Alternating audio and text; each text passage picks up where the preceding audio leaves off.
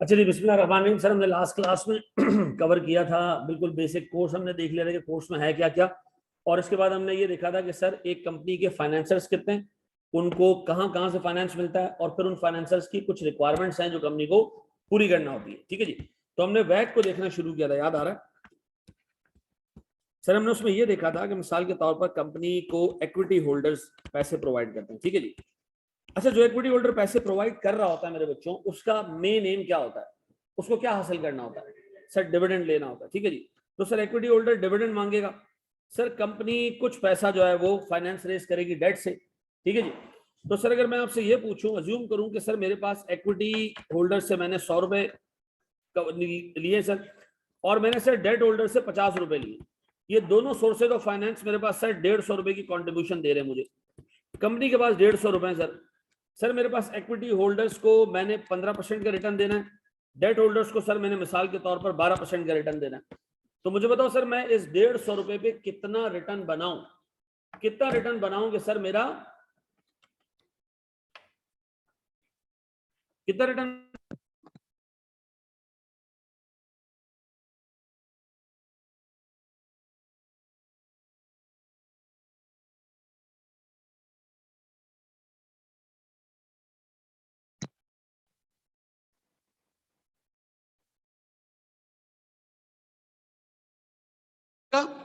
इसका मतलब है कंपनी को 150 रुपयों के एक एक रुपए पे कितना रिटर्न कमाना है?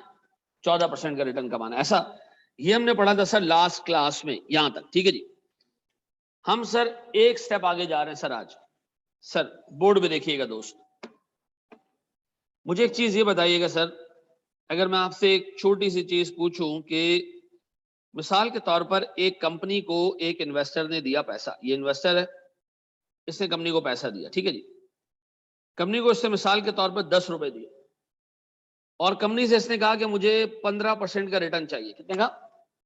तो मुझे बताओ सालाना डिविडेंड कंपनी इस इन्वेस्टर को कितना देगी? सालाना डिविडेंड इस इन्वेस्टर को कितना देना चाहिए कंपनी को? 1.5। ऐसा अगर कंपनी 1.5 रुपीज का डिविडेंड दे रही है सालाना, तो मुझे बताओ ये इन्वेस्टर खुश रहेगा? डेफिनेटली खुश रहेगा। क्यों? क्योंकि इसको उसका रिक्वायर्ड रेट मिल रहा है।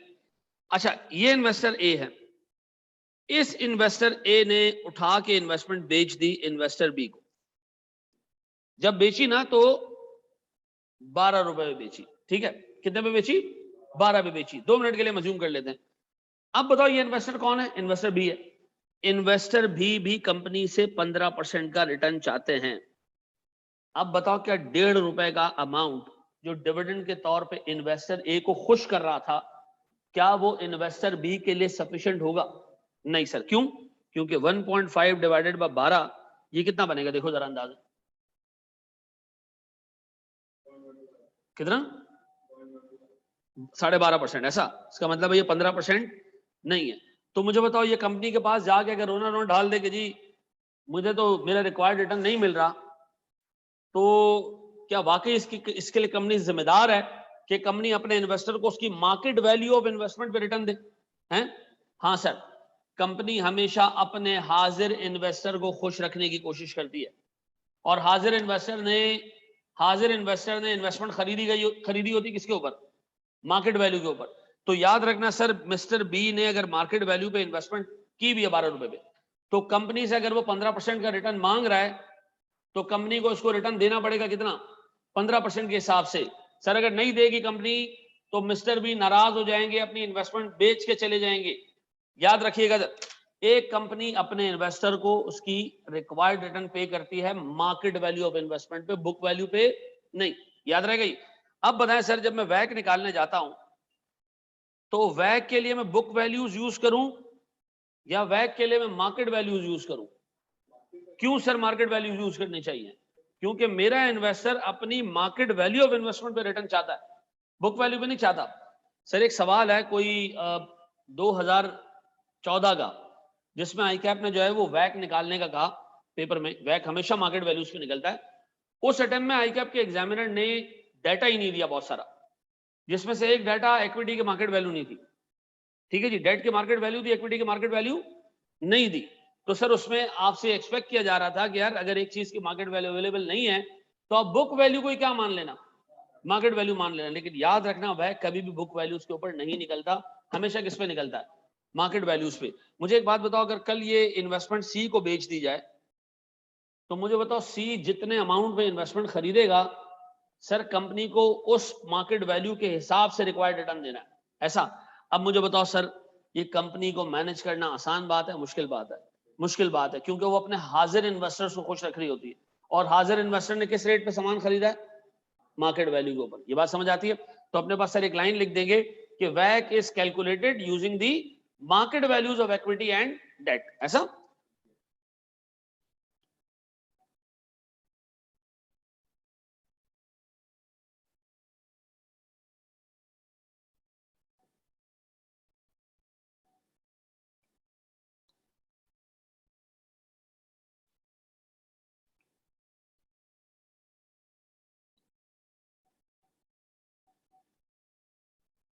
ऐसा है मेरे बच्चों, ऐसा है। इसको कॉपी करना है तो फौरन फौरन कॉपी करें ताकि हम आगे बढ़ते जाएं, ठीक है जी। आज हमने 4 कॉन्सेप्ट्स कवर करने।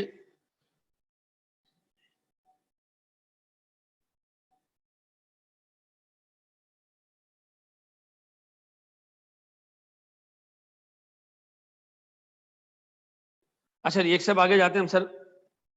अब मुझे एक चीज ये बताइएगा मेरे बच्चों, और सुनना अच्छे तरीके से, एक चीज सुनना सर।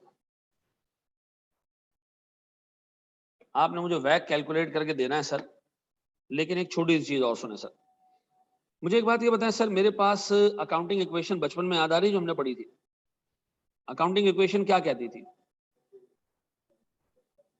है जी?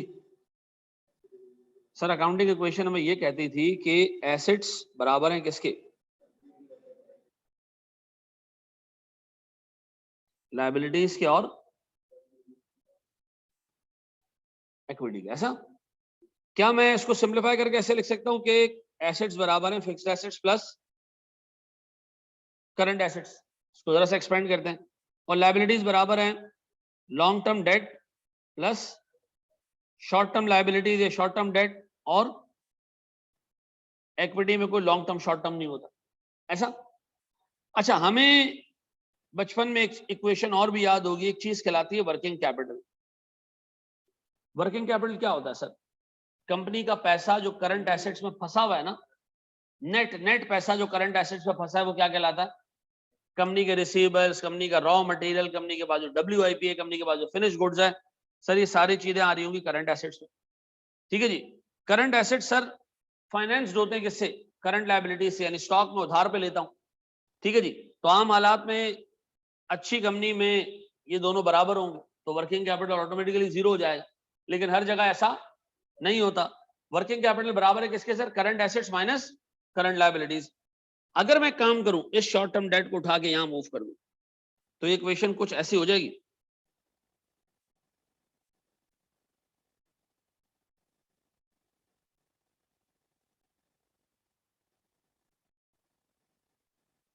ऐसा है, यह है मेरे बच्चों। अब बताओ, क्या मैं कह सकता हूं कि इसमें ये वाला जो विंग है, ये वाला जो पार्ट है, ये क्या है? ये वर्किंग कैपिटल है। तो क्या मैं ऐसे कह सकता हूं?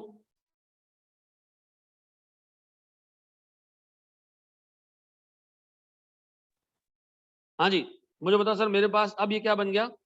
Fixed assets plus working capital equals to long term debt plus equity, ऐसा। अच्छा, मुझे एक बात बताओ, लॉन्ग टर्म डेट पे आप क्या पे करते हो? इंटरेस्ट पे करता हूं। इक्विटी वाले को क्या पे करता हूं मैं? डिविडेंड पे करता हूं। सर इन दोनों को मिला के हम कहते हैं कैपिटल एम्प्लॉयड। क्या कहते हैं? Capital employed. तो कैपिटल एम्प्लॉयड कैलकुलेट करने के दो तरीके, या तो आपके पास लॉन्ग टर्म डेट और इक्विटी के अमाउंट दियो तो आप उनको ऐड कर दें, और अगर ये नहीं है तो फिर आप ये दोनों भी ऐड कर सकते हो।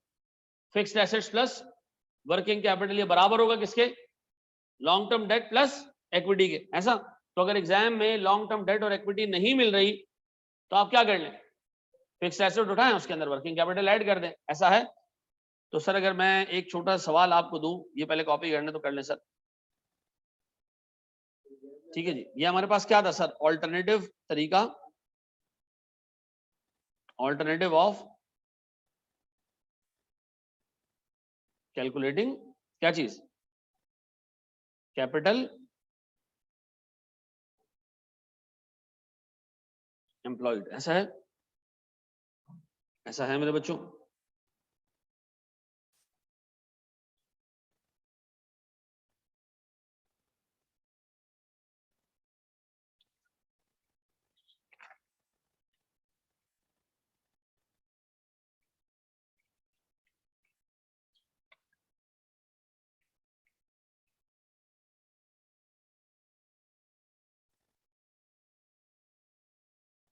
ऐसे ही, अच्छा जी सर, ये अगर कॉपी कर लियो तो छोटा सवाल करते हैं सर।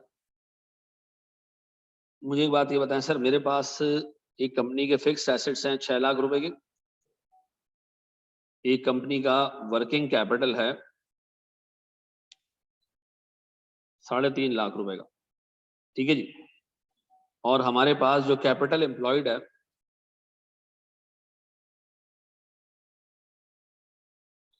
उसके 2 पार्ट्स हैं, एक मेरे पास सर लॉन्ग टर्म डेट है, एक मेरे पास इक्विटी है। लॉन्ग टर्म डेट 40% है, इक्विटी 60% है, ऐसा सर। इन दोनों की कॉस्ट, यानी जो आपने लॉन्ग टर्म लायबिलिटीज डेट है उस पर आपने इंटरेस्ट पे करना है 10% का, और आपके पास जो इक्विटी है 60% की, इस पे आपने 16% का सर कॉस्ट यानी डिविडेंड पे करना। कंपनी का बैक निकाल के दे सर, शाबाश।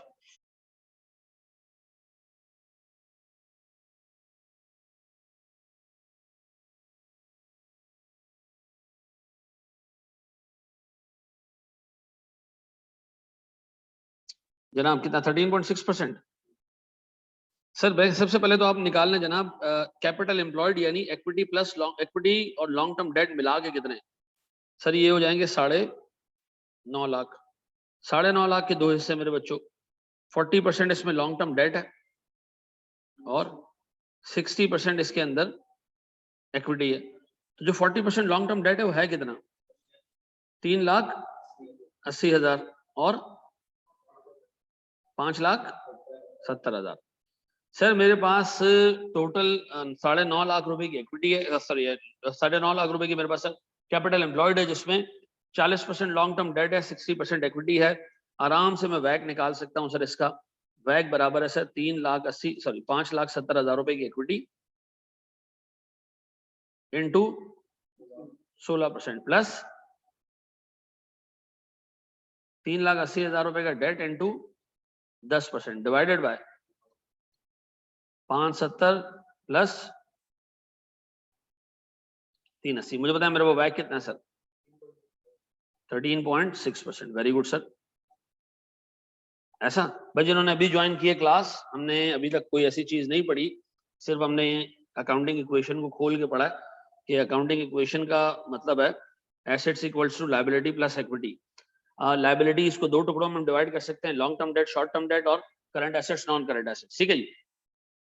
नॉन करंट सॉरी जो करंट लायबिलिटी इसको अगर मैं यहां मूव कर दूं तो इक्वेशन बन जाएगी fixed assets plus current assets minus current liabilities equals to long term debt plus equity, ठीक है जी। अच्छा, इसको आजकल उर्दू जुबान में हम क्या कहते हैं, वर्किंग कैपिटल, ठीक है जी। तो सर अगर आप long term debt plus equity का टोटल चाहते हैं तो एक तरीका ये कि आप फिक्स एसेट्स ले लें और वर्किंग कैपिटल ले लें, इन दोनों का टोटल कर लें तो आपको क्या मिल जाएगी सर, कैपिटल एम्प्लॉयड मिल जाएगा, पक्का। अच्छा अब आओ जरा मेरे प्यारे बच्चों, अच्छे तरीके से एक चीज नोट कर सुनना।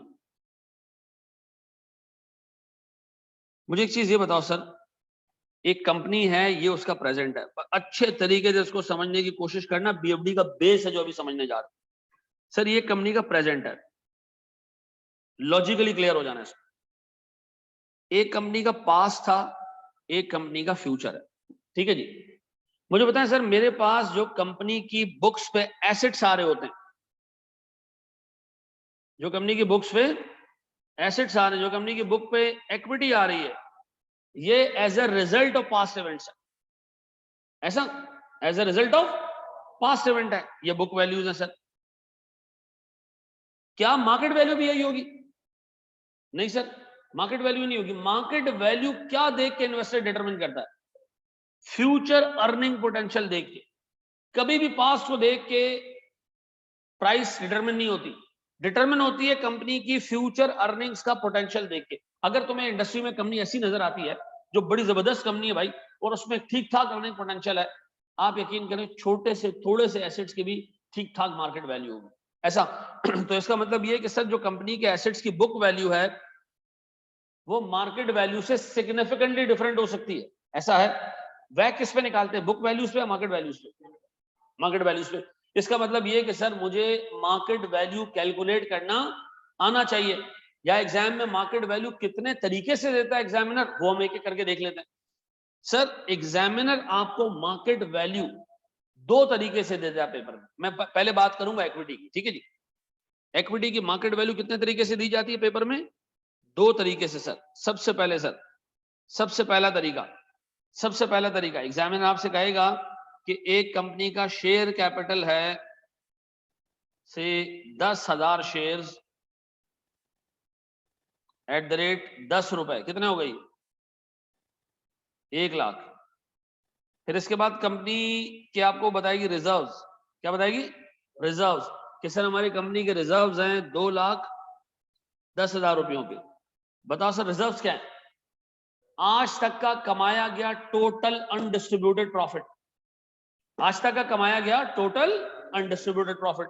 तो बताओ कंपनी की टोटल इक्विटी जो इन्वेस्टर्स की इस पर कंपनी के अंदर लगी हुई है वो कितनी है? 3,10,000। कंपनी ने इस 3,10,000 रुपए की बुक वैल्यू ऑफ इक्विटी को सामने रखा हुआ है। सर मार्केट ये कहती है कि इस कंपनी के हर 1 रुपए की बुक वैल्यू ऑफ इक्विटी की मार्केट में वैल्यू है 1.8। कितनी है जनाब? ये कैसे पता चली?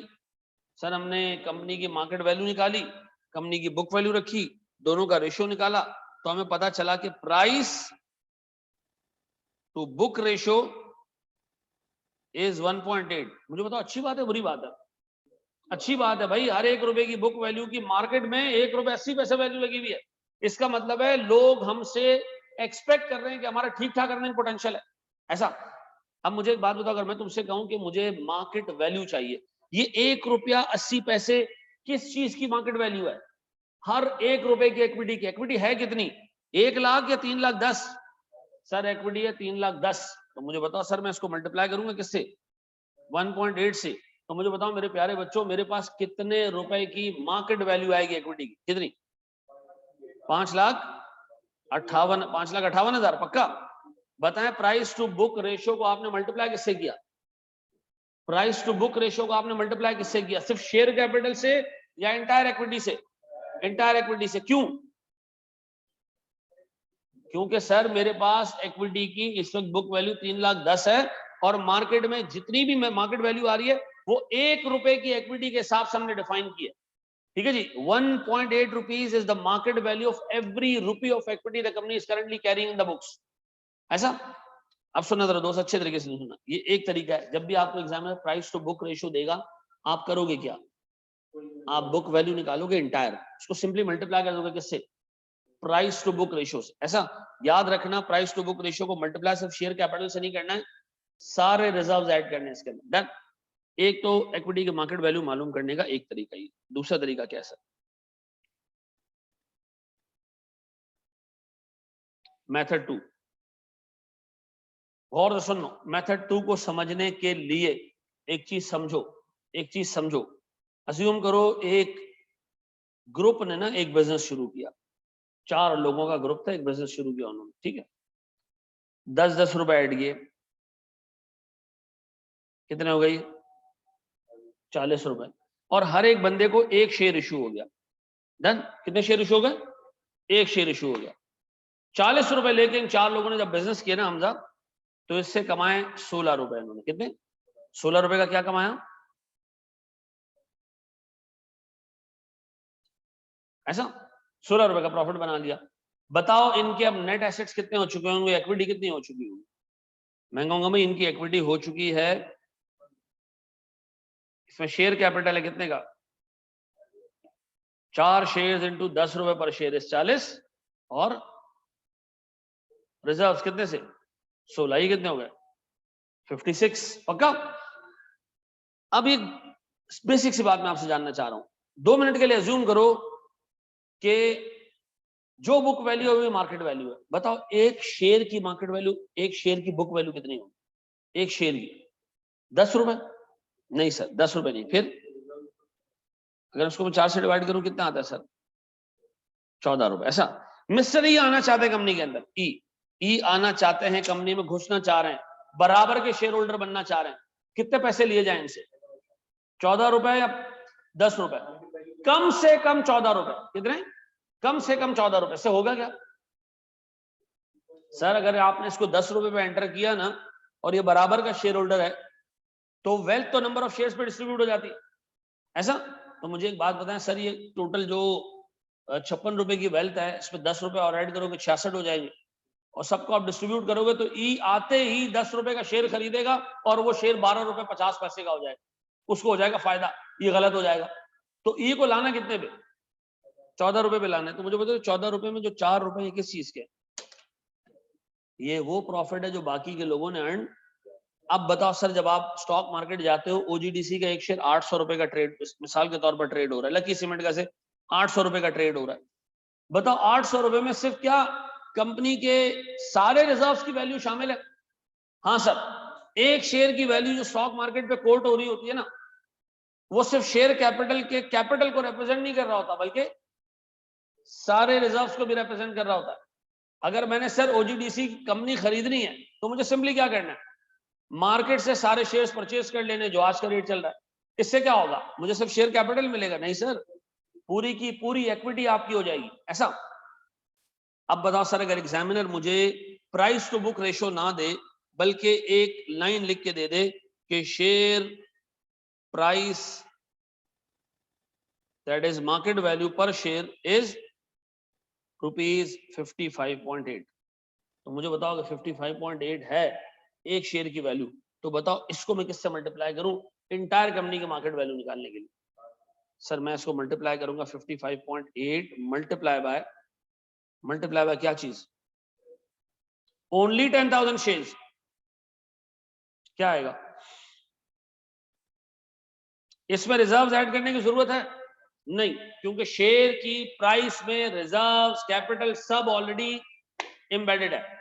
इतनी कॉमन मिस्टेक पूरा बीएफडी का कोर्स पढ़ने के बाद भी जाके पेपर में लोग ये गलती करके आते। जब एग्जामिनर आपको प्राइस टू बुक रेशियो देगा तो क्या करोगे? Simply price to book ratio उठाओगे और क्या करोगे? मल्टीप्लाई कर दोगे किससे? बुक वैल्यू से। ऐसा entire book value of the equity से।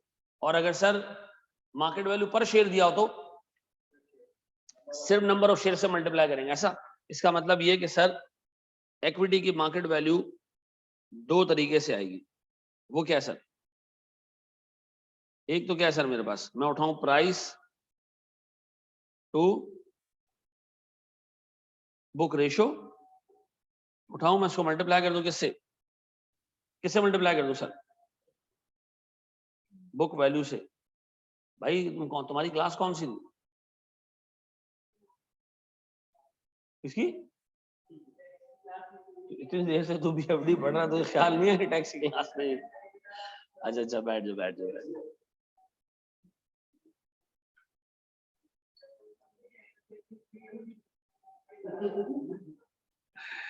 चलो जी, book value of entire equity. और सर अगर क्या दिया प्राइस पर शेयर दिया हो तो मैं क्या करूंगा? सिंपली नंबर ऑफ शेयर से मैं मल्टीप्लाई कर दूंगा। ऐसा है? ये बात समझ आती है सर? थोड़ा ऊपर कर दें। हसीब क्या हो गया था आज? नहीं यार मुझे आइडिया।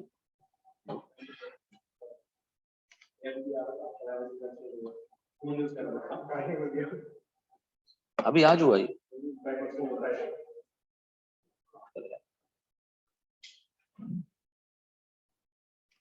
बड़े मेरे बच्चों, आगे हम एक सवाल देखें इस पे हैं।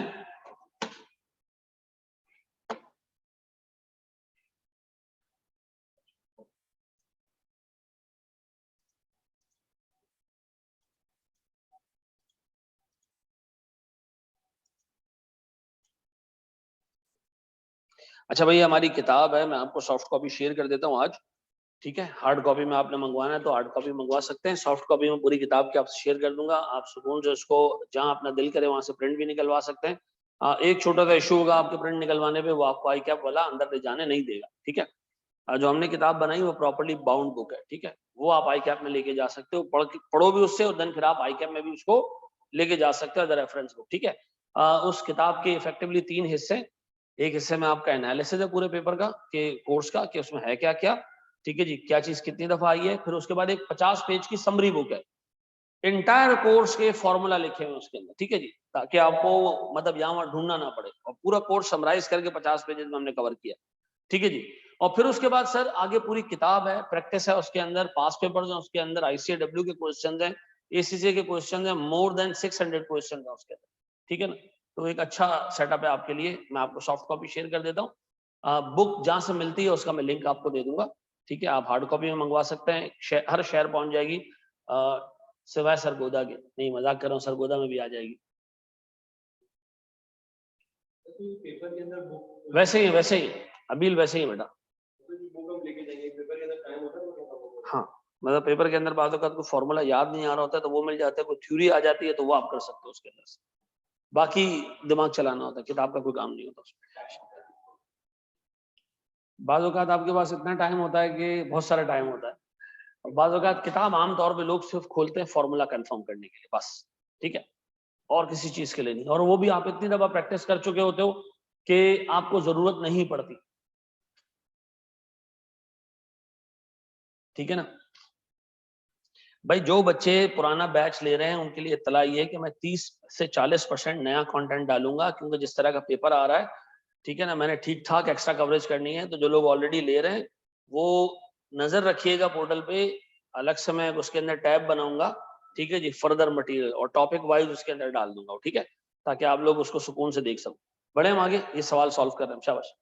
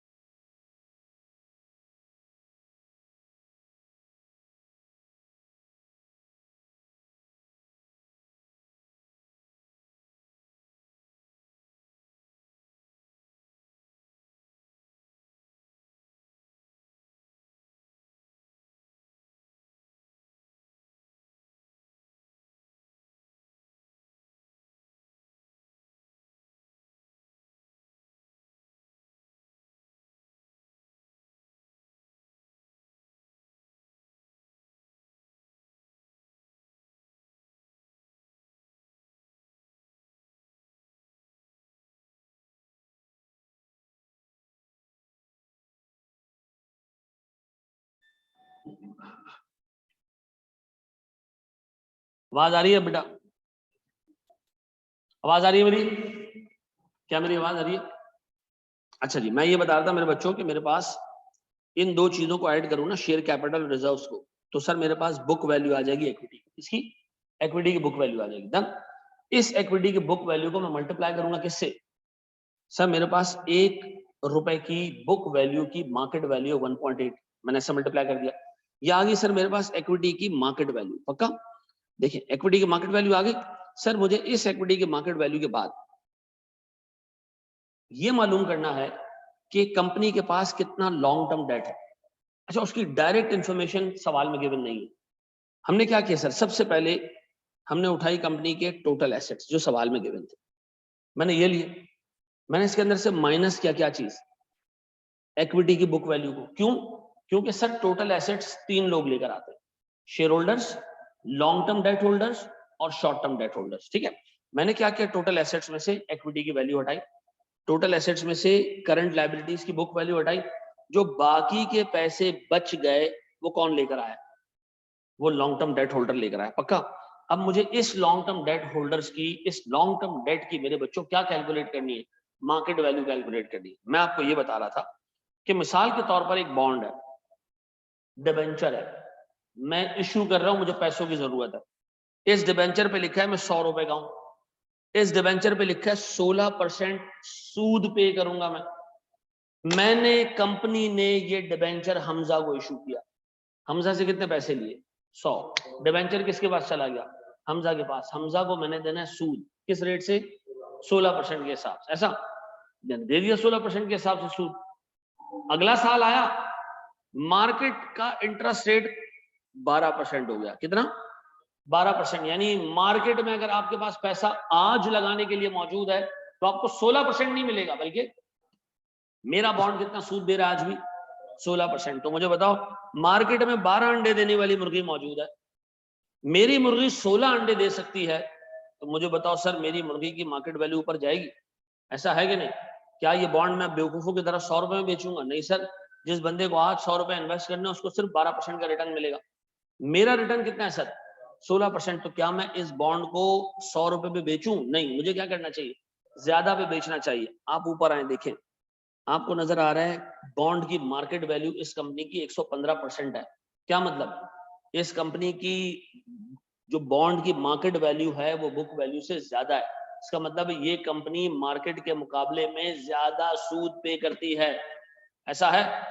अब बताओ मेरे प्यारे बच्चों, अगर मैं लॉन्ग टर्म डेट की मार्केट वैल्यू निकालने जाऊं तो मैं कहूंगा 1320,000 मल्टीप्लाई बाय 115%। क्या आ रहा है देखो, ये 1518,000। सर मेरे पास लॉन्ग टर्म डेट की भी मार्केट वैल्यू आ गई, मेरे प्यारे बच्चों मेरे पास इक्विटी की भी मार्केट वैल्यू आ गई, मेरे पास दोनों चीजों की मार्केट वैल्यू आ गई। ऐसा? अब मुझे बताओ, डेट होल्डर ये वाला जो बंदा है आपसे क्या मांग रहा है? सर ये वाला बंदा मुझसे 16% का रिटर्न मांग रहा है। ठीक है जी, क्या क्या रिटर्न मांग रहा है, 16% का। क्या मैं लॉन्ग टर्म डेट की मार्केट वैल्यू को डी का नाम दे दूं, डेट? क्या मैं इक्विटी की मार्केट वैल्यू को ई का नाम दे दूं, इक्विटी? क्या मैं इंटरेस्ट रेट को 16% जिसपे मैंने सूद पे करना है इसको नाम दे दूं कॉस्ट ऑफ डेट? सर तो कॉस्ट ऑफ डेट को तो सीडी कहना चाहिए था ना। सर हमारी मर्जी नहीं है, हम इसको केडी कहेंगे। ठीक है जी, पूरी दुनिया केडी बोलती है, हम भी क्या कहेंगे, केडी। केडी का मतलब सूद का रेट।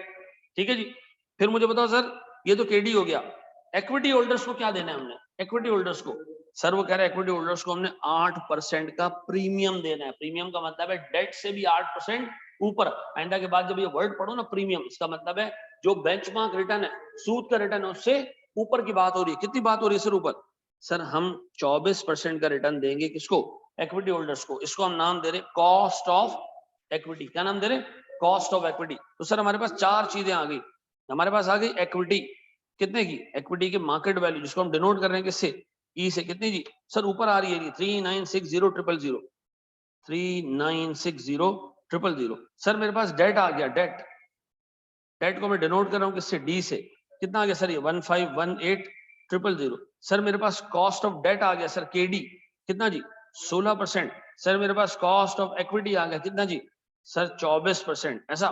अब बताएं सर, अगर मैं वैक निकालने जाऊं तो वैक का एक छोटा सा फॉर्मूला मेरे जहन में बैठ गया है, वो क्या है, equity into K plus debt into K D divided by equity plus debt. ऐसा। अब बताएं सर मेरे पास इक्विटी है कितनी?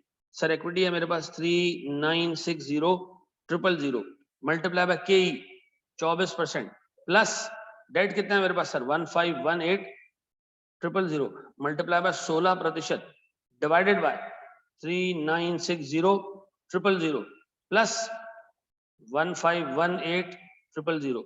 मुझे बताएं सर मेरे पास ये कितना आ रहा है? वैक कितना आ रहा है? कितना आ रहा है वैक? 21 पॉइंट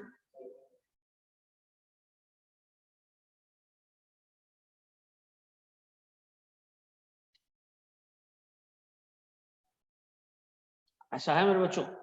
कितने लोगों ने निकाल दिया था सही तरीके से? पक्का? डन है जी, वेरी गुड यार। चलें जी, हमारे जहन में ना सर आहिस्ता आहिस्ता काफी सारी चीजें। देखो मैं फिर एक बात बता दूं, मैं एक पर्टिकुलर सीक्वेंस को फॉलो करके चलूंगा। इसी सीक्वेंस में अपना रजिस्टर बनाना आपको खुदा की कसम एंड में याद करने में बहुत आसानी रहेगी। ठीक है जी, बड़े एक सब आगे बढ़ जाए। कोई कॉपी तो नहीं कर रहा है इसको? ऑनलाइन वालों प्रीमियम वाला पॉइंट दोबारा बता दें। दोबारा बता दूं हारिस, प्रीमियम का मतलब है कि सूद का जो रेट है 16%, इक्विटी होल्डर्स को उससे ज्यादा रिटर्न मिलना चाहिए। क्यों? क्योंकि वो रिस्क ले रहे हैं आपके साथ। ठीक है जी, उनको एक तो डिविडेंड बाद में मिलेगा, पहले सूद वालों को सूद मिलेगा। फिर इसके अलावा सर, इसके अलावा अगर कंपनी डूबती भी है तब भी डूबने वाला पैसा किसका होगा? इक्विटी वालों का। लॉन्ग टर्म डेट वालों को सिक्योर डेट होता है उनका, एसेट्स बेच के पहले पैसे उनको मिलेंगे। ठीक है जी, तो प्रीमियम कौन खाता है सर? इक्विटी होल्डर खाता है। पक्का जी? ये हम वैक का टॉपिक पढ़ रहे हैं या एनपीवी का? नहीं बेटा, हम वैक का टॉपिक पढ़ रहे हैं। ठीक है जी, हम पहले वैक खत्म करेंगे फिर हम एनपीवी पे आएंगे। ठीक है जी,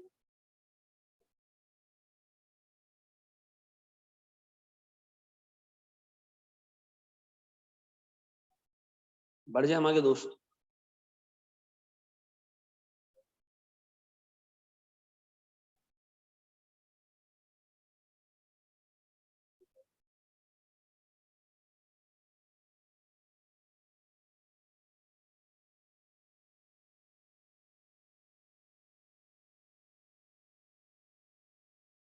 चलो जी, बढ़े आगे एक स्टेप। अच्छा मेरे बच्चों, आप जरा सा फोकस करना है, आप पूरा फोकस एक छोटी सी चीज पे। सर सुनना, मेरा एक सवाल है सर आपसे। मैं अब वैक को ना खोल रहा हूं पूरा सर। ठीक है, वैक के कितने कंपोनेंट्स हैं?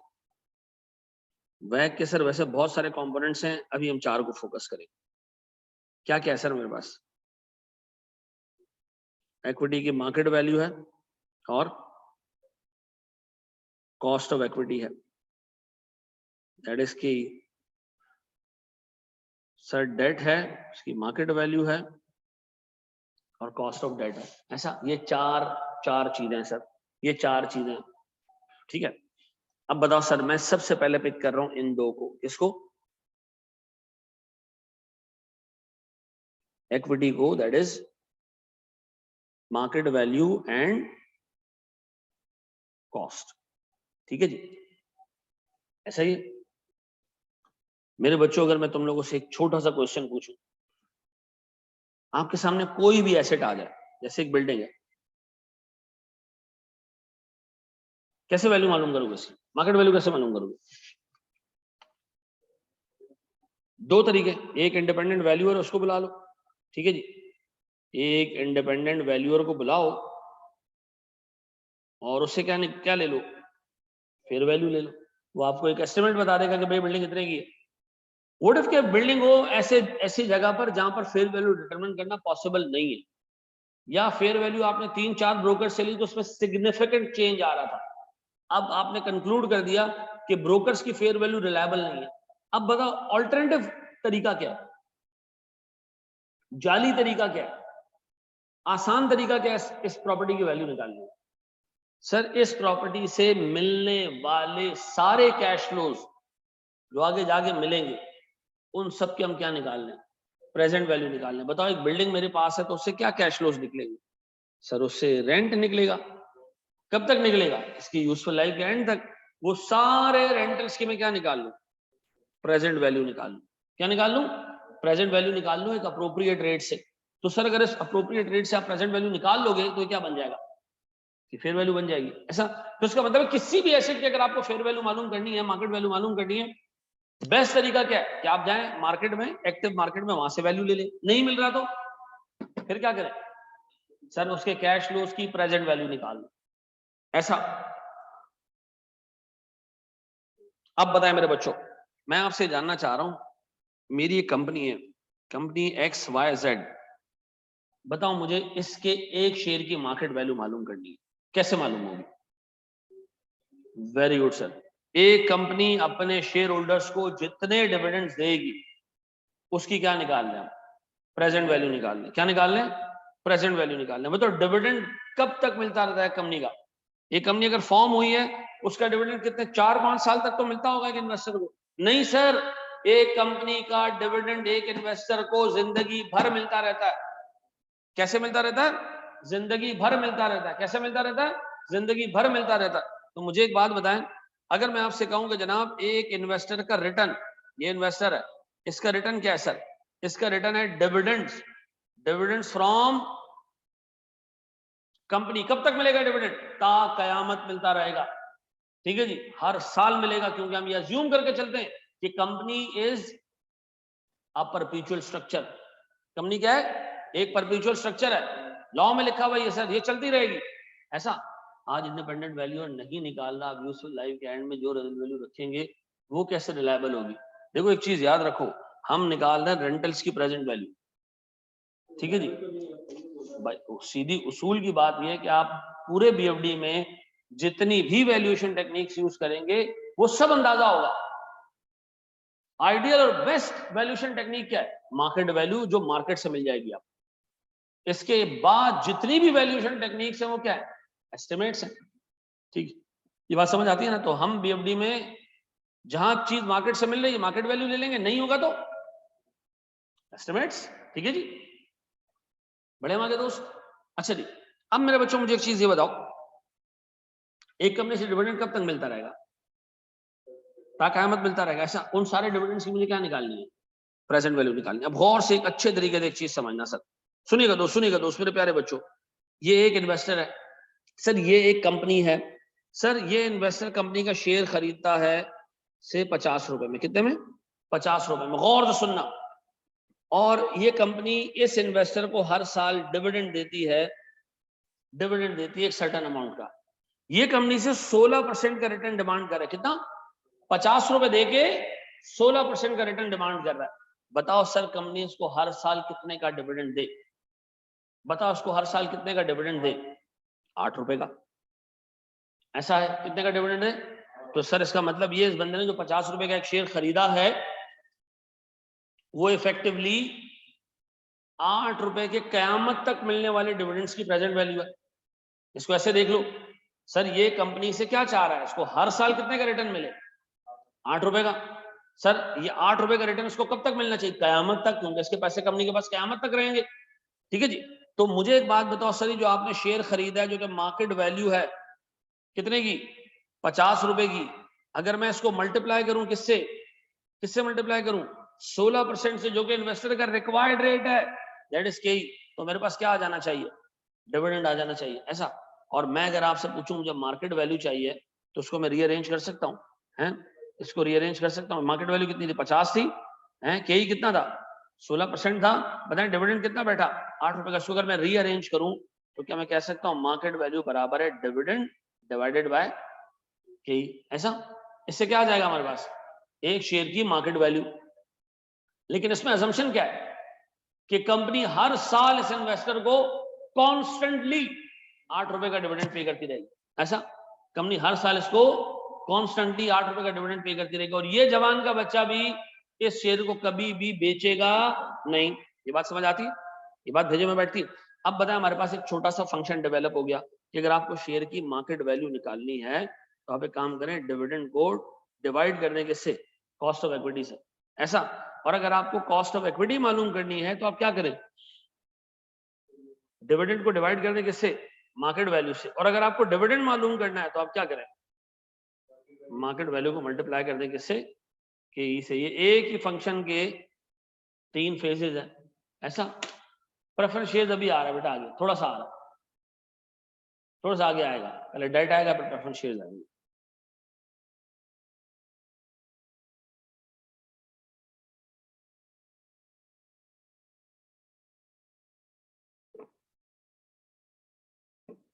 बड़े हम दोस्त आगे, पहले सर इसको कॉपी कर लें। सर हमने इस पूरी डिस्कशन में क्या क्या चीज पढ़ी कि अगर इक्विटी की मार्केट वैल्यू चाहिए, ठीक है जी, तो आप क्या करें सर, कंपनी के शेयर से मिलने वाले सारे डिविडेंड्स की क्या निकाल लें, प्रेजेंट वैल्यू निकाल लें।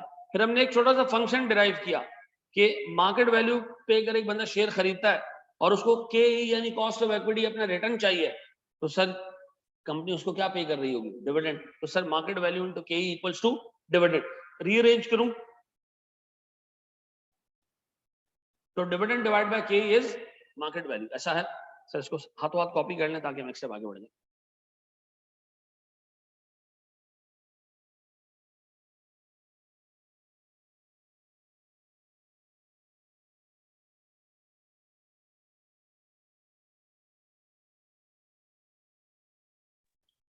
अच्छा मेरे प्यारे बच्चों, जरा सा बोर्ड पे देखिएगा दोस्त, जरा सा एक छोटी सी चीज समझने की कोशिश कीजिएगा। सर एक बात बताएं, एक एन्युटी होती है,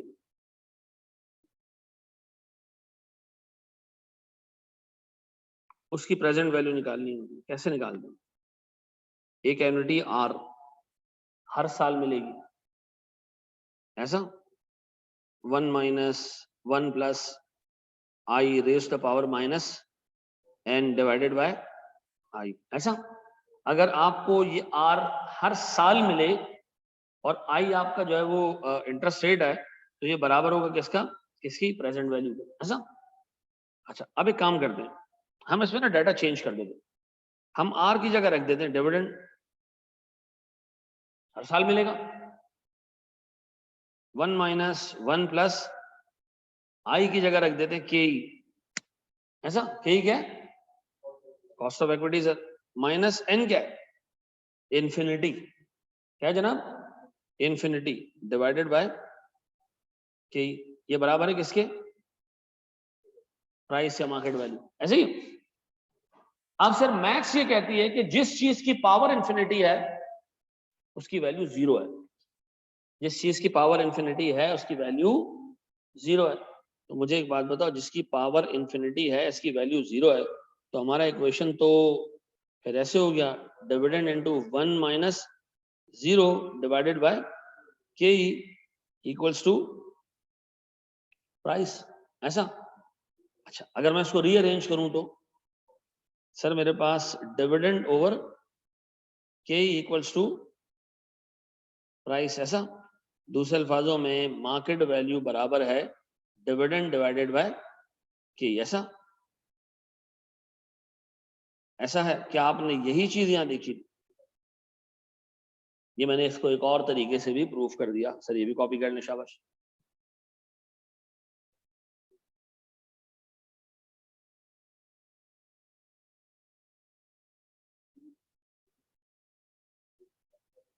जी मेरे बच्चों बढ़ जाए हम आगे, एक मिनट प्लीज।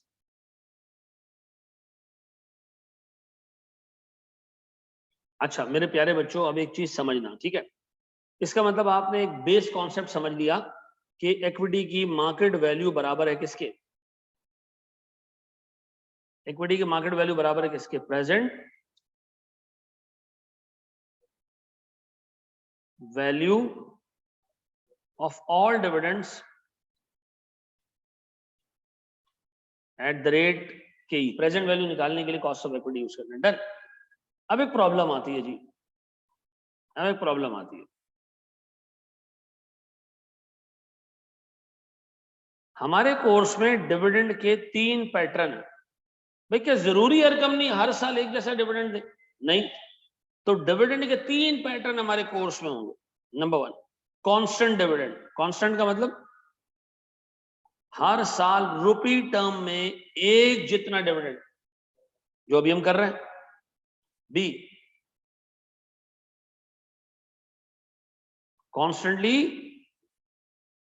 ग्रोइंग डिविडेंड, आपका डिविडेंड हर साल 2%, 3%, 4%, 5%, 6%, 7% ग्रो कर रहा है, कांस्टेंट नहीं है लेकिन ग्रो कॉन्स्टेंटली कर रहा है। तीसरी चीज क्या होती है? अदर्स। बाकी सारे पैटर्न तीसरे में चले जाएंगे, ठीक है। तो भाई डिविडेंड कंपनी पे करेगी या तो कांस्टेंट या कॉन्स्टेंटली ग्रोइंग, या इन दोनों के अलावा जो बाकी पैटर्न बचता है उसमें चला जाए, ठीक है जी। मे भी कंपनी शुरू में कुछ ग्रोथ रेट ज्यादा हो, बाद में कम हो, बाद में और कम हो जाए, ठीक है जी, इस तरह चलता रहेगा। अभी हम कवर करने जा रहे हैं क्या चीज? Constant dividend. तो मुझे बताओ, हमने कांस्टेंट डिविडेंड का फॉर्मूला तो देख लिया, क्या फंक्शन देगा सर हमने कांस्टेंट डिविडेंड में? कांस्टेंट डिविडेंड का फंक्शन हमने देखा कि मार्केट वैल्यू बराबर है डिविडेंड डिवाइडेड बाय के, और के बराबर है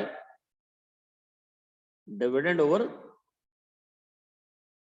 मार्केट वैल्यू, ऐसा। अब आओ इस पे कुछ सवालात करते हैं हम सर।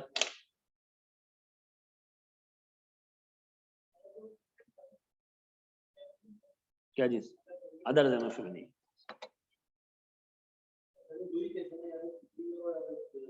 नहीं, अदर्स में ये होता है कि शुरू में एक कंपनी जब आती है ना, ग्रोथ स्टेज पे होती है, तो उसकी डिविडेंड्स की ग्रोथ रेट ज्यादा होती है, फिर वो मैच्योरिटी फेज पे आ जाती है तो उसका ग्रोथ रेट स्टेबल हो जाता है। तो ऐसे मल्टीपल स्टेजेस पे अगर ग्रोथ रेट आ रहा हो तो उसको कैसे अकाउंट फॉर करना है वो हम वहां पढ़ेंगे।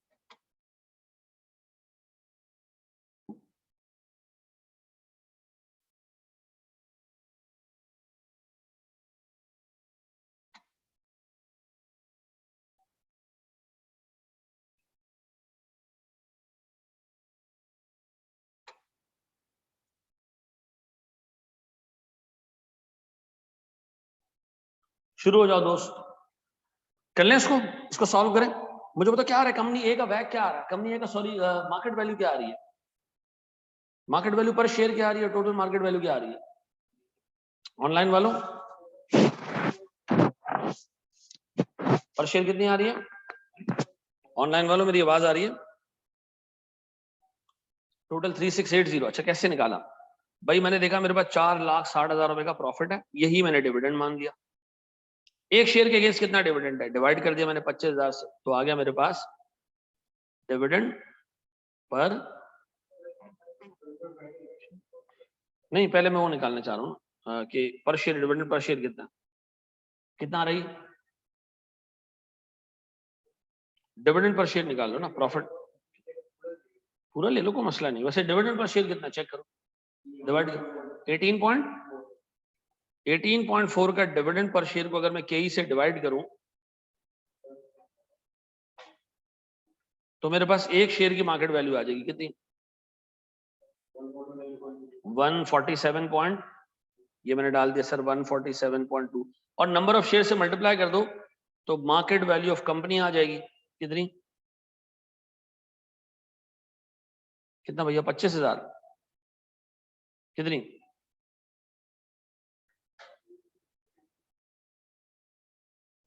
3680।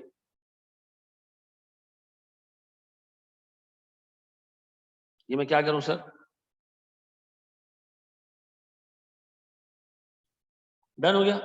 इसी तरह कंपनी बी को मैं उठा रहा हूं,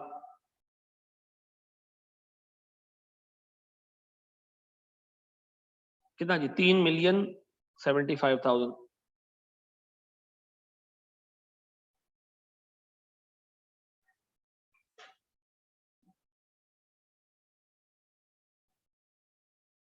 जी 3 मिलियन का प्रॉफिट है, 75,000 नंबर ऑफ शेयर्स है। बताएं डिविडेंड पर शेयर कितना? 40 रुपए। सर हमारे पास गिवन है मार्केट वैल्यू एक शेयर की 250, तो मुझे एक बात बताए कि के बराबर है dividend divided by market value पर शेयर। तो डिविडेंड कितने का जी? 40, मार्केट वैल्यू है 250 की, क्या आ रहा है सर मेरे पास? के 16%। सर ये आ गया मेरे पास के 16%, ऐसा यही है। इसी तरह सर मैं सी पे जाऊं तो कंपनी सी क्या कह रही है सर? 18 लाख डिवाइडेड बाय 60,000 कितना? 30 या 300? कितना? 30 रुपए पर शेयर, 30 रुपए पर share divided by 8%। Sir dividend divided by के कितना जी? 8%। क्या आ रही है?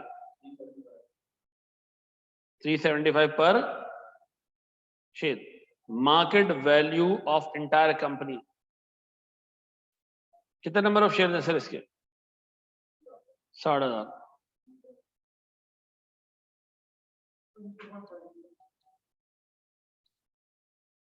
कितना?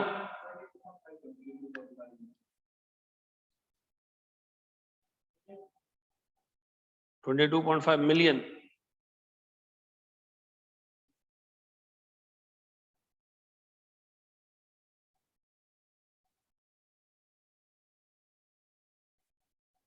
कॉस्ट ऑफ सॉरी मेरे पास पर शेयर कितना था ये?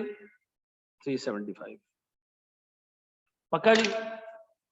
बड़े जी एक अच्छा सवाल दें, ये तो बच्चों वाला सवाल था है? एक अच्छा सवाल देते हैं, सुनो। एक छोटी सी चीज और समझने वाली है, ठीक है? एक कंपनी जो कांस्टेंट डिविडेंड देती है ना, उसके साथ एक बीमारी होती है।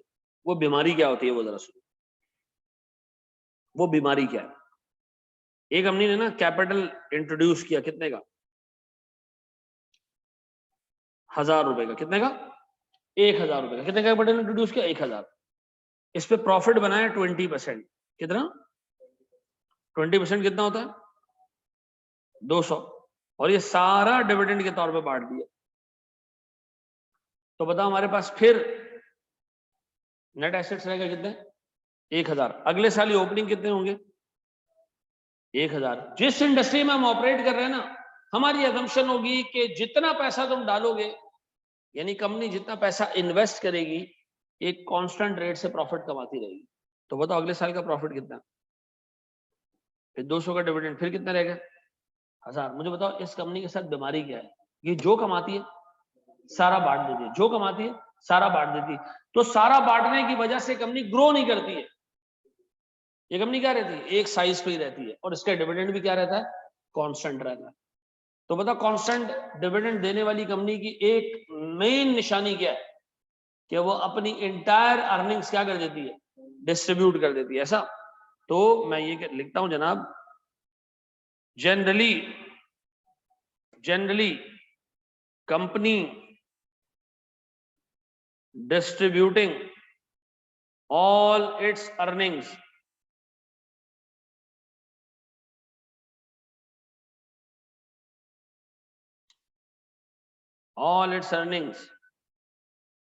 provides dividend at a constant amount to shareholders। ऐसा?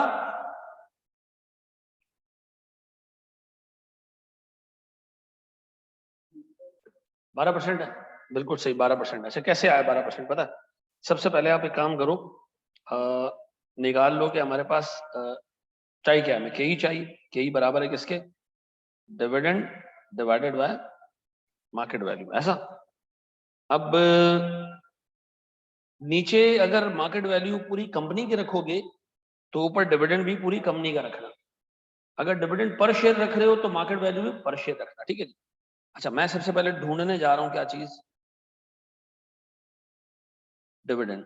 सर डिविडेंड यहां प्रॉफिट के बराबर है। क्यों?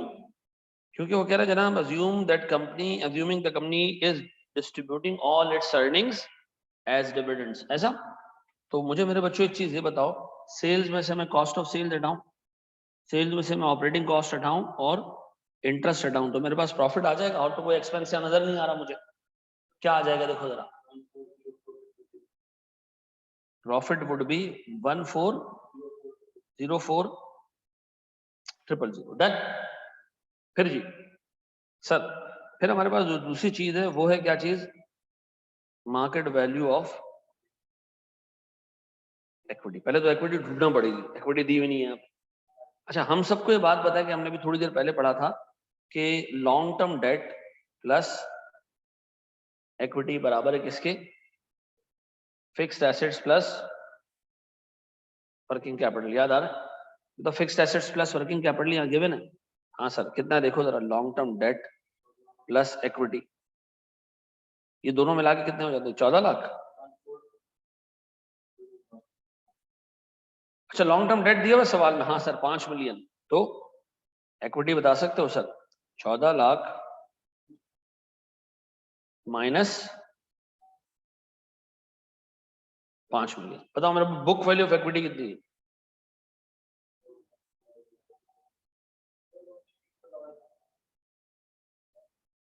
किसमें?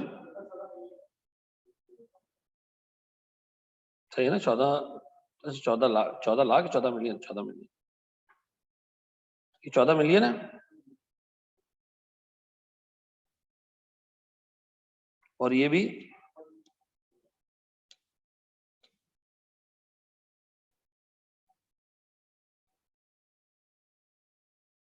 Book value of equity 9 million आ गया। डन। अब मैं इसको मल्टीप्लाई करूं किससे? 1.3 से, ताकि क्या आ जाए मेरे पास?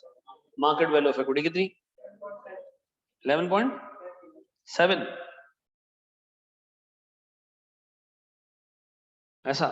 अब बताओ सर, मैं एक छोटा सा फंक्शन यहाँ लिख रहा हूं सर। मेरे पास सर के ई बराबर है dividend divided by market value. के ई है कितना सर? नहीं पता मुझे। डिविडेंड पता कितना है? 1404,000 डिवाइडेड बाय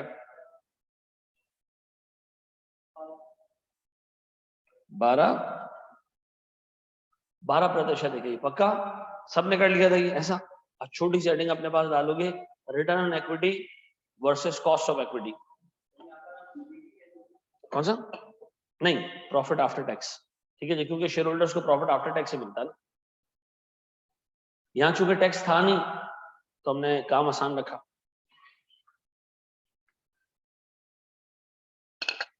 कवर करने को मिलेंगी।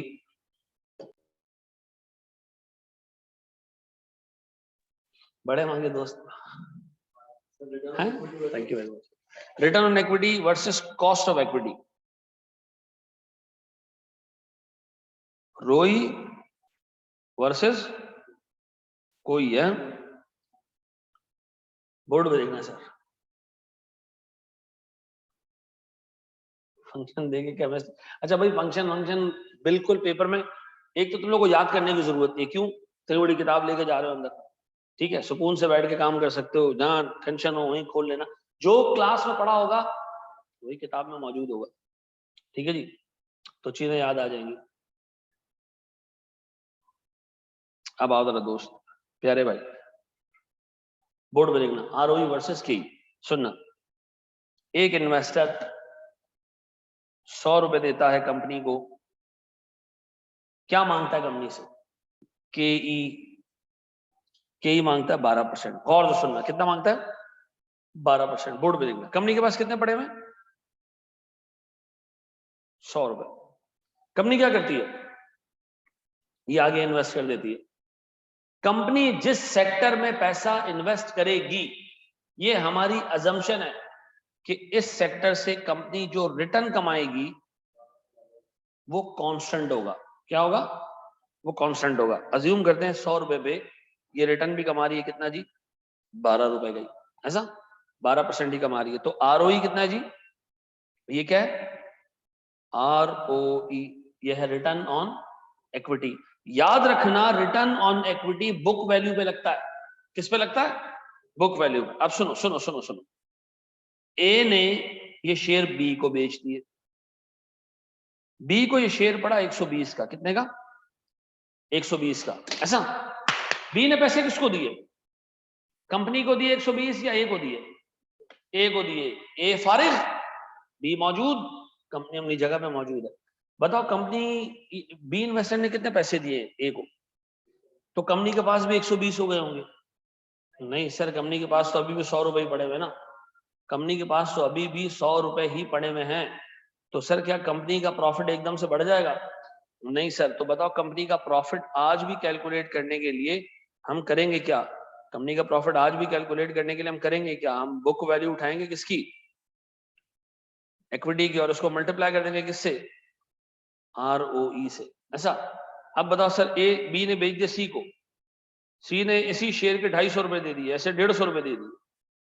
कंपनी के पास भी पैसे बढ़ गए होंगे? नहीं। तो याद रखना, कंपनी प्रॉफिट कमाती है इक्विटी यानी cost of equity, sorry book value of equity multiply bye return on equity. फिर मुझे बताओ सर, यही डिविडेंड के तौर पे हम दे देते हैं किसको? शेयर होल्डर्स को। ऐसा शेयर होल्डर का जो रिक्वायर्ड रेट है वो क्या है? वो के ही है। ऐसा सर कंपनी जो रिटर्न कमा रही है वो क्या है? आरओई। आरओई किस पे लगता है जनाब? बुक वैल्यू पे। तो क्या मैं ऐसे कह सकता हूं कि सर डिविडेंड बराबर है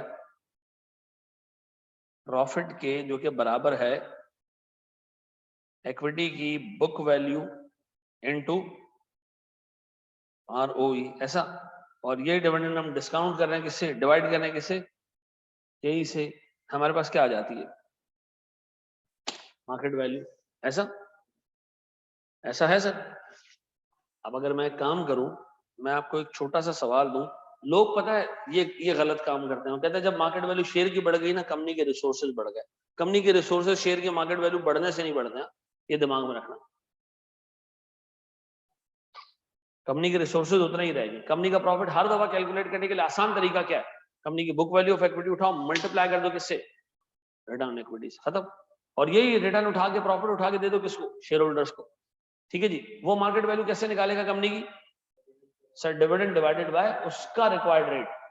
क्या हर एक बंदे का रिक्वायर्ड रेट मार्केट में एक ही है? नहीं। ओजीडीसी का मैं भी इन्वेस्टर हूं, हमजा भी इन्वेस्टर है, सकलैन भी इन्वेस्टर है। ठीक है जी।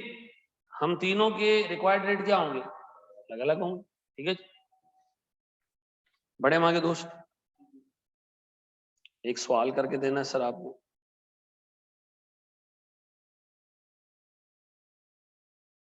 बहुत छोटा सा सवाल।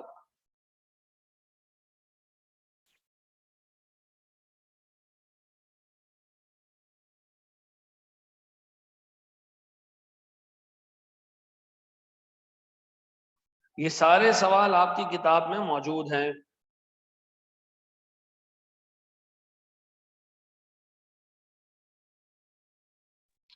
क्या रहा बैक मेरे बच्चों? 14.58 पक्का? कैसे निकाला सर ये?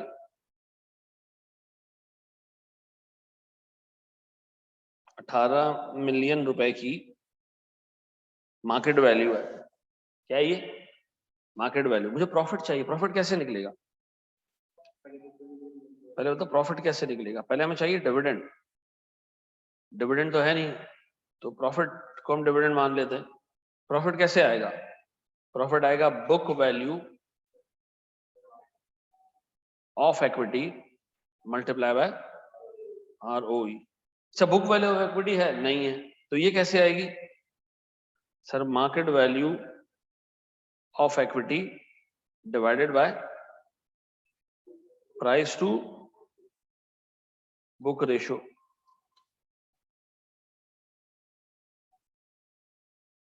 इससे क्या आ जाएगी हमारे पास?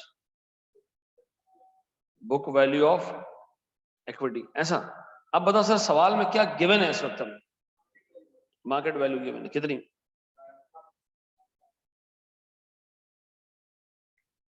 जी सर 1.44 निकालें बुक वैल्यू। 12,50,000 रुपए का टोटल आ गया। क्या चीज? इक्विटी मेरे पास, ये बुक वैल्यू है। प्रॉफिट निकाल लूं?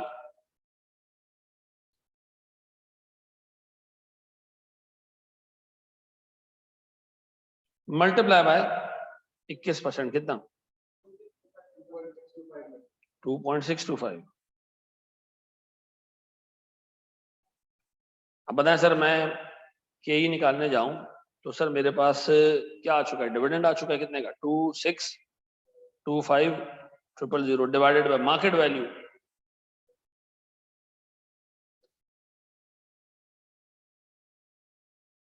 क्या रही? 14 पॉइंट। कितने लोगों ने भाई ये खुद से कर लिया था? है जी। अच्छा मैं जरा सा रिकॉल कर रहा हूँ पूरे लेक्चर को। ठीक है जी, फोकस कीजिएगा सर। कॉपी करना है इसको पहले कर लो।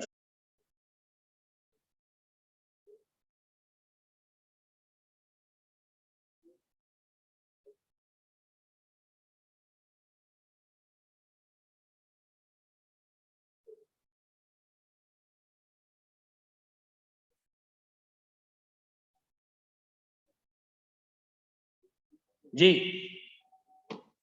पढ़ जाए सर, काइंडली कोर्स आवर्स बता दें। अच्छा देखो, कोर्स आवर्स इंसाफ वाले बता दें तो पहले इस कोर्स को तकरीबन 160-70 घंटे में हम कंप्लीट कर लेते थे, सेफली 50 आवर्स उसमें और ऐड कर दें, ठीक है, इतने आवर्स मजीद लगेंगे टोटल, ठीक है।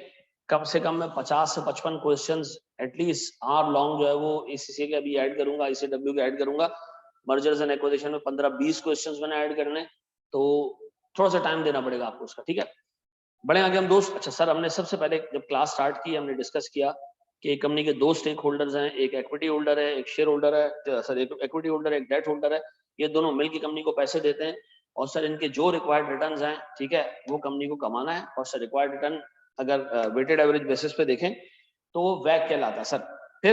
फिर हमने देखा कि जनाब जब भी आप वैक कैलकुलेट करें, आप इक्विटी की और डेट की मार्केट वैल्यू से वैक कैलकुलेट करें, बुक वैल्यूज ना लें, ये सही नहीं है क्योंकि इन्वेस्टर को रिटर्न उसके हाजिर मार्केट वैल्यू पे चाहिए होता है, ठीक है जी। फिर हमने डिस्कस किया सर अकाउंटिंग इक्वेशन को और हमने ये देखा कि हमारे पास जो कैपिटल एम्प्लॉयड है यानी लॉन्ग टर्म डेट और इक्विटी, सर अगर ये पेपर में ना दिए हो तो याद रखिएगा कि fixed assets plus working capital भी यही रिजल्ट दे रहा होता है, यानी fixed assets plus working capital बराबर है equity plus long term date के। फिर हमने ये देखा कि सर हमारे पास मार्केट वैल्यू एग्जामिनर देगा दो तरीके से, या तो प्राइस टू बुक रेशियो देगा, क्या करोगे उसका entire book value of equity including all reserve, उससे मल्टीप्लाई कर दूंगा, या एग्जामिनर देगा मार्केट वैल्यू पर शेयर, उसका क्या करोगे सर नंबर ऑफ शेयर से सीधा सीधा मल्टीप्लाई करोगे, कोई चीज मजीद उसमें ऐड करने की जरूरत नहीं, रिजर्व दोबारा ऐड करने की जरूरत नहीं है। फिर हमने ये पढ़ा जनाब, एक कंपनी जब कांस्टेंट डिविडेंड देती है तो वो इसलिए दे पाती है कि कंपनी अपना सारा प्रॉफिट बांट रही होती है, और जो कंपनी अपना एंटायर प्रॉफिट बांटती है और कांस्टेंट डिविडेंड देती है तो सर उसके शेयर की मार्केट वैल्यू निकालना बहुत आसान है। सिंपली क्या करें, उसके डिविडेंड्स की प्रेजेंट वैल्यू निकाल लें, परपेचुइटी की प्रेजेंट वैल्यू निकाल लें, और याद रखिएगा परपेचुइटी की प्रेजेंट वैल्यू बराबर है किसके, प्रेजेंट वैल्यू बराबर है आर ओवर आई, ऐसा। तो ये नीचे हमने फंक्शन बताया कि सर हमारे पास अगर कांस्टेंट डिविडेंड आ रहा है जिंदगी भर तो हमने क्या करना है, डिविडेंड डिवाइडेड बाय के, ये बराबर है किसके, मार्केट वैल्यू के, ठीक है जी। सर इस पर हमने कुछ सवाल सॉल्व किया, आई होप ये आपको समझ आ गए होंगे। हम इंशाल्लाह ताला मैं अगली क्लास आपकी ट्यूसडे वाले दिन एक डालूंगा, एक वेडनेसडे वाले दिन डाल दूंगा, ठीक है, और फिर हम जो है वो वीकेंड के ऊपर क्लास लेंगे सैटरडे वाले दिन, ठीक है जी।